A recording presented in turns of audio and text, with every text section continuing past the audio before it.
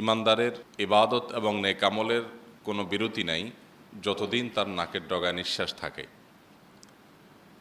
আল্লাহ সুবহানাহু ওয়া তাআলা বলেছেন, ওয়াবুদ রাব্বাকা হাত্তা ইয়াতিয়াকাল ইয়াকিন, তুমি তোমার রবের ইবাদত করো কতক্ষণ, যতদিন তোমার মৃত্যু না আসে। তার মানে মৃত্যু আসার আগ পর্যন্ত ইবাদতের ধারা অব্যাহত থাকবে এবং এই ধারা কখনো বন্ধ হওয়ার কোনো সুযোগ নেই। যতদিন আল্লাহ তাআলা আমাদের সেন্স ঠিক রেখেছেন, সুস্থ রেখেছেন, ততদিন পর্যন্ত ইবাদতে কোনো বিরতি হওয়ার সুযোগ নাই।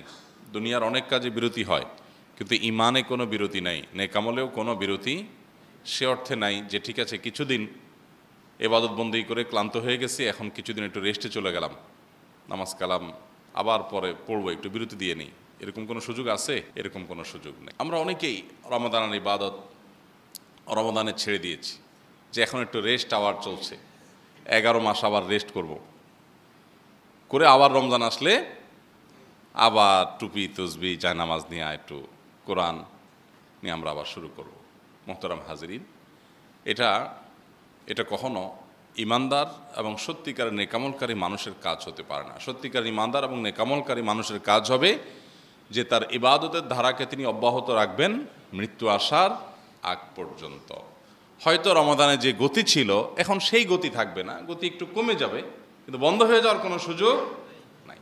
এই জন্য আল্লাহ সুবহানাহু ওয়া তাআলা রমাদানের পরেই আমাদেরকে শাওয়াল দিয়েছেন। এই শাওয়াল থেকেই হজের মাস শুরু হয়ে গেছে। অর্থাৎ কেউ যদি হজের এহরাম বাঁধতে চায়, হজের নিয়ত করে প্রবেশ করতে চায়, তো শাওয়াল থেকেই সে করতে পারে। এই অপশনটা তার জন্য খোলা আছে, সুযোগটা আছে। তার মানে কি হলো, ইসলামের একটা গুরুত্বপূর্ণ স্তম্ভ রোকন হলো রমাদানের সিয়াম পালন করা, রোজা রাখা। সেই স্তম্ভটা শেষ হতে না হতেই আরেকটা স্তম্ভ, আর 5 ওয়াক্ত নামাজের স্তম্ভ এটা তো নন স্টপ আছেই। তাহলে একটা ইবাদতের মৌসুম শেষ হয়েছে ঠিকই, কিন্তু আমরা আরেকটা ইবাদতের মৌসুমে প্রবেশ করে গেছি। সেটা কোনটা? হজের মৌসুম, এটাতে আমরা প্রবেশ করে গেছি। আল্লাহ রাব্বুল আলামিন আমাদেরকে বাইতুল্লাহর হজ করা ছাড়া যেন মৃত্যু না হয় সেই তৌফিক দান করুন। মোহতারাম হাজিরিন, হজ সম্পর্কে আল্লাহ রাব্বুল আলামিন হজ সম্পর্কে যে নির্দেশ দিয়েছেন, নির্দেশের যে ভাষা এবং হজ ফরজ হওয়ার জন্য আল্লাহ রাব্বুল আলামিন যে আদেশ করেছেন, সে আদেশের যে বক্তব্যের ধরন, এটা যদি আমরা একটু খেয়াল করি তাহলে আমাদের কাছে পরিষ্কার হবে যে হজ এটা এক ডিফারেন্ট ইবাদত।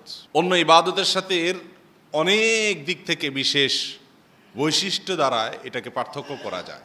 হজের মতো একটা ইবাদত, যে ইবাদতের মধ্যে আল্লাহর কুদরত এবং আল্লাহর অনেক নিদর্শনের সাক্ষী হওয়া যায় এবং অনুভব করা যায়। আল্লাহ সুবহানাহু ওয়া তাআলা যাদেরকে হজ করার তৌফিক দিয়েছেন, যারা বাইতুল্লাহ অন্তত উমরা করার তৌফিক পেয়েছেন, যাওয়ার তৌফিক পেয়েছেন, তারা বলতে পারেন যে এই টান, এই আকর্ষণ কত বেশি। এখানে অলৌকিক একটা আকর্ষণ আছে, অবর্ণনীয় একটা তৃপ্তি আছে, যেটা পৃথিবীতে মানুষ কোনোদিন ব্যক্ত করতে পারে না। কত কিছু তৃপ্তি তো আমরা অনুভব করি।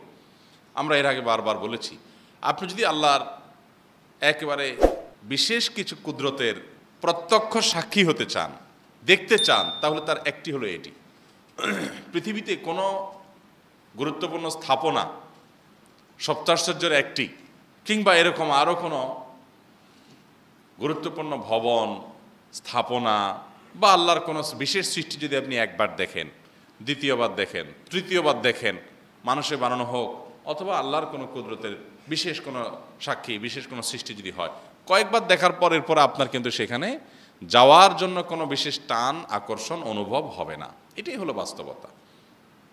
একই জায়গায় অনেকবার মানুষ যেতে খুব বেশি চায় না, নতুন জায়গায় যেতে চায়।